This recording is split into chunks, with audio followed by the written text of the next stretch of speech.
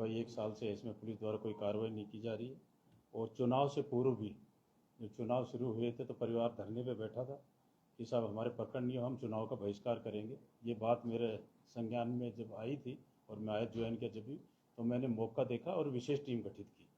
प्रकरण ये घटना पूरी 2-3-4-2023 की घटना थी। खरताराम तो जो इसकी पत्नी थी, जो इनके आपस में आटा साटे का था, तो पत्नी पहले घर पे नहीं आ रही थी, तो परिवार वालों को कहा कि भैया अलग रहेगा तो मैं आएंगे। तो उसकी पत्नी थी जो 2 मई 2023 को आई, 2 और 3 तारीख को रही और 4 की रात्रि को ये। उसके बाद परिवार वालों ने पहले उसमें गुमशुदगी दर्ज हुई 11 नंबर हुई और उसके बाद प्रकरण दर्ज हुआ 12/5/2023 को 160 2023 365 323 में। और पुलिस द्वारा पहले प्रयास किया जा रहा, अलग अलग वो था कि परिवार वाले पहले शुरू में ये दे रहे थे कि साहब उसकी हत्या हुई है, क्योंकि उसकी पत्नी द्वारा उस जो निवास है वहाँ कुहाड़ी से वार के थे और पैदल पैदल जहाँ जाने थे वहाँ भी खून के निशान थे। पुलिस उसमें प्रयास कर रही थी, अलग अलग एंगल में थे। पुलिस का भी अलग एंगल था, साहब ये पहले भी गायब हो सकता है और ये गायब भी हो गया और ये भी था, और उसके FSL भी जांच करवाई टीम। फिर दोबारा जब परिवार मिले, जब हमने एक विशेष टीम गठित की और ये लग गया कि भाई ये घटना अवश्य कार्य की गई है। खरताराम अगर वो होता तो मिलता। एक तकनीकी टीम बनाई और CO साहब और एडिशन साहब ने तो एक टीम गठित की, और जो परिवार जो पहले चुनाव से पहले मिला था उनको हमने ये टाइम दिया था कि हम 15 मई 2024 तक उस घटना का पर्दाफाश कर देंगे। उसमें हमें सफलता मिली। जो खरताराम की पत्नी के साथ का ही जो पढ़ने के टाइम पे एक लड़का दिनेश कंगाव का था, दिनेश, तो वो जो घटना 3 मई को 2023 को भी परिवार में जैसे कोई वहाँ एक जागरण था वहाँ भी आया हुआ था और वो संदिग्ध लग रहा था पुलिस का। फिर तकनीकी टीम से लिया, काफ़ी प्रयास, क्योंकि साल भर टाइम मिल गया तो अलग अलग बहाने बना के साक्ष्य आ रहे थे, क्योंकि खरताराम की बॉडी उस समय तो मिली नहीं थी। फिर ये चीज़ पूरी तरह पुलिस से सिद्ध हो गया कि भाई इनके द्वारा ये घटना वारित की है, तो इन्होंने उसको गिरफ्तार किया और इसकी इतला से खरताराम की जो इस कगाव जो है उसका गांव, वहां से इसकी बॉडी बरामद की और मेडिकल टीम द्वारा इसका पोस्टमार्टम कराया जा रहा है। इसमें जो और इसकी पत्नी है, अभी हमने दिनेश को गिरफ्तार किया है, उसकी पत्नी और जो मोटरसाइकिल में जो इसको साथ ले जाए उनको भी तुरंत ही गिरफ्तार किया जाएगा।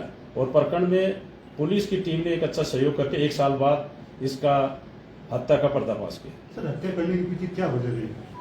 हत्या के पीछे जो इसकी पत्नी है मेन, स्कूल के समय थे उसके संबंध, ये कहो जो इलीगल टाइप के संबंध के तथ्य आए। परिवार द्वारा भी ये कहा गया था, एक दूसरे पर और भी आरोप लगे थे, भाई ये आदमी हो सकता है ये है, और वो रहना नहीं चाहती। 3 दिन ही रही है, 3 दिन में घटना कारित करके वो अपने दूसरे दिन जैसे परिवार के पास है। सर, परिजनों ने आरोपी का मामला हो गया, जब नामजद आरोपियों के खिलाफ मामला परिजनों दर्ज कराया, उसके बावजूद भी पुलिस का मैं ये सत्य बिल्कुल सही स्वीकार करूंगा, उसमें पूर्व में जो आईओ थे उनकी जरूर कमी रही होगी। उनका एक एंगल ये हो गया कि साहब ये जैसे ही खून वहां तक रोड तक गया तो ये खरताराम कहीं ना कहीं चला गया है। पहले भी इस तरह की हुई होगी कि 5-6 महीने बाद आया, वो एंगल से पुलिस ने वो किया। स्ट्रिक्ट थोड़ी कोई कमी रही उसमें। दूसरे एंगल परिजनों ने सर पूरे एक आरोप लगाए थे कि भाई ये इस तरीके के घर से सेंट गायब है, इस तरीके बूट गायब है, वो बूट पहन के गया, संपल है, वो 1 साल बाद आप एविडेंस में लिए, आपको पता होगा। हाँ, ये बिल्कुल सही है। परिवार ने जो लगा बिल्कुल तथ्य था, वो पैदल आया।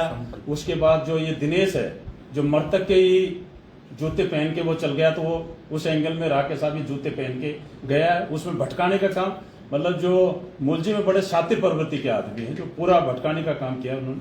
जो जांच में जो पुलिसकर्मी रहे हैं उनके खिलाफ कोई एक्शन होगा? पुलिस में भी इसकी जांच कराएंगे, जरूरत है इसकी, अलग से जांच कराएंगे, उनके खिलाफ कार्रवाई की जाएगी। अब तक की कार्रवाई में कितने मुलजिम बन रहे हैं, कितने सामने हैं? अभी तक के जो तफ्तीश मोटा मोटा आ रहा है कि इसकी पत्नी और एक जो मोटरसाइकिल पर ले जाने वाला व्यक्ति है, वो 3 व्यक्ति का अभी तक। सर, जांच में क्या बात सामने, उन लोगों ने हत्या किससे की है, कैसे हत्या का मेन जो से इसकी पत्नी और खरताराम की आपस में ये कोई अपना जो चारा काट के आया, वो उसके बाद नया खाना खाया, तो इसी बात में जो पहले जागरण की बात में लगे, एक रात को जागरण पे कहीं पड़ोस में गई थी, उसमें आपस में इनकी कहा सुनी हुई दोनों की।